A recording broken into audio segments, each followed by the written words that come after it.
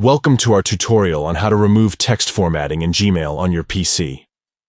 Sometimes when copying and pasting text into Gmail, unwanted formatting can be carried over, making your emails look messy and unprofessional.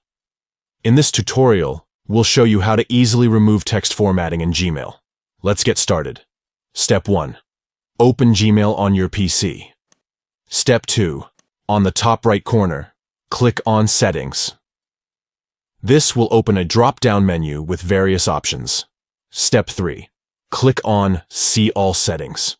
This will take you to the Gmail settings page. Step 4. Scroll down and locate the Default Text Style section. Step 5. Next to Default Text Style, click on Remove Formatting. This will remove any formatting from your text, including fonts, colors, and styles. By removing text formatting in Gmail, your emails will have a clean and consistent appearance, ensuring that your messages are professional and easy to read.